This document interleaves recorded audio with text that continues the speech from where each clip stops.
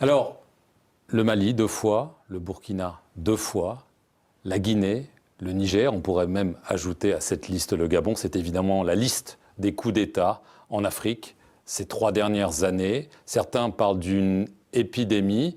C'est vrai que ça doit vous préoccuper. Tout à fait. Ça préoccupe tout le monde d'ailleurs, ce n'est pas juste des pays africains. Mais moi je pense que c'est déjà arrivé le moment que le continent africain doit penser sérieusement sur ces questions de coup d'État. Parce que c'est inacceptable, en plein siècle XXI, de voir les coups d'État. Ça c'est démodé. C'est totalement démodé. Aujourd'hui, pour arriver, on ne peut pas choisir une manière d'arriver au pouvoir fast-track. C'est-à-dire, ce n'est pas la peine d'avoir des élections en Afrique.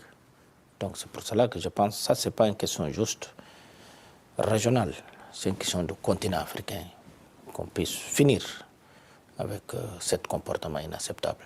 Mais justement, on a l'impression que finalement, ce qui s'est passé au Mali, au Burkina Faso, en Guinée et maintenant au Niger, pour parler de votre région, l'Afrique de l'Ouest, il semble que les putschistes se rendent compte que prendre le pouvoir, ça marche, y rester, ça marche aussi, donc on continue, il n'y a pas de raison de s'arrêter. Effectivement, moi je pense que ça, c'était notre tort.